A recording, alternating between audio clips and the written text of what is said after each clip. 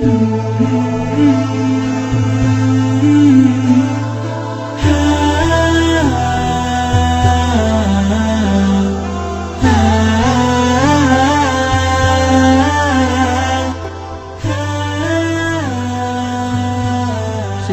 singkat kelahiran Nabi Muhammad SAW dan arti namanya. Pada momen ketika Nabi Muhammad lahir, Jaziriyah Arab diimpit oleh dua kekaisaran, Romawi dan Persia. Keduanya memperebutkan wilayah Hijaz di Timur Tengah yang waktu itu belum terkuasai. Romawi yang saat itu dalam kekuasaan kekaisaran Byzantium menjadi pusat agama Kristen di Timur atau Kristen Ortodoks. Sementara Persia di bawah kekaisaran Sania menjadi rakyat dengan mayoritas penganut Zoroaster. Di tengah konteks geopolitik semacam itu, Nabi Muhammad lahir di Mekah pada 571 Masehi. Dalam khazanah Islam, tahun kelahiran Nabi Muhammad dikenal dengan Tahun Gajah, yang menandai momen penting ketika Raja Faisal Ethiopia di Yaman, Abrahah, bermaksud meratakan bangunan Ka'bah. Pasukan ini bertolak menuju Mekah dengan membawa gajah. Ka'bah nyatanya tak pernah runtuh, dan pasukan Abrahah dihujani batu yang dilempari burung ababil. Demikian dikisahkan dalam sumber-sumber resmi Islam.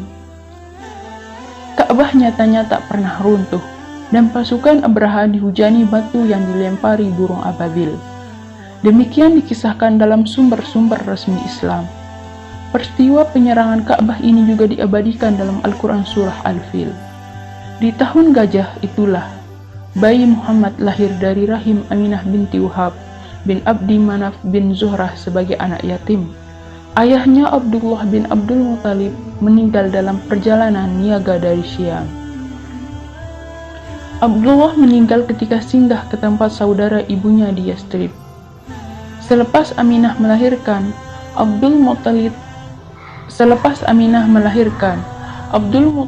amat gembira dan membawa bayi yang baru lahir itu ke Ka'bah, serta memberi nama Muhammad.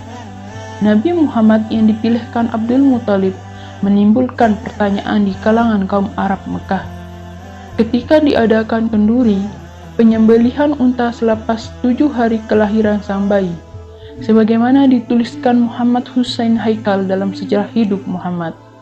Orang-orang Quraisy bertanya, kenapa nama bayi itu tidak diambil dari nama-nama nenek moyang mereka?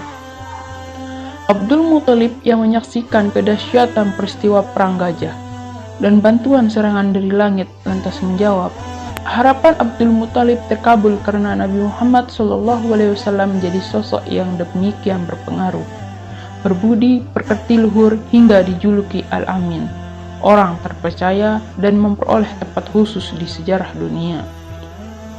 Dikisahkan bahwa pada malam kelahiran Nabi Muhammad, istana Kisra di Persia berguncang hingga 14 ruangannya roboh. Api kaum Zoroaster yang disembah penganut Majusi pun padam. Padahal api tersebut telah menyala selama 1000 tahun. Kelahiran Nabi Muhammad SAW ini diyakini telah memadamkan api penganut Majusi, menandai kemunculan penyampaian pesan ketuhanan di tengah impitan Imperium Romawi dan Persia. Esoknya, air danau sawah di Persia surut. Beberapa sumber mata air mengering dan rakyat Kisra kebingungan. Seseorang kepercayaan di Kisra bernama Al-Mubizzan bermimpi melihat unta-unta bermuatan berat menuntun kuda-kuda bagus. Unta-unta tersebut berjalan mengarungi sungai Tigris dan sungai Euphrates, lalu menyebar ke sejumlah negerinya. Mimpi itu ditafsirkan sebagai kelahiran Nabi Muhammad SAW yang menjadi momen besar di seluruh penjuru Arab. Kelahiran Nabi Muhammad juga diyakini membawa berkah bagi orang-orang di sekitarnya. Halimah As-Sajdiyah diriwayatkan terus menerima keberuntungan sejak pertama kali ia mengambil bayi Muhammad bin Abdullah sebagai bayi susuannya. Ketika bayi itu disusui, air susu Halimah yang sebelumnya sedikit menjadi deras mengalir. Unta yang ditumpanginya dan suami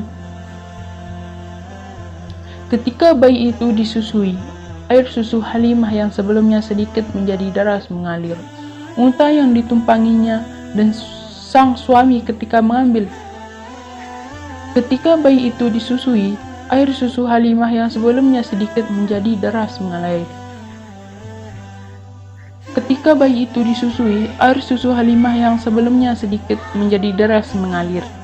Unta yang ditumpanginya dan sang suami ketika mengambil Muhammad menjadi gemuk dan kuat, menempuh perjalanan dari Mekah ke Taif. Kabilah Bani Sa'ad asal Halimah Asy-Syadiyah juga tak henti-hentinya dilimpahi keberkahan selepas Muhammad berada di lingkungan mereka.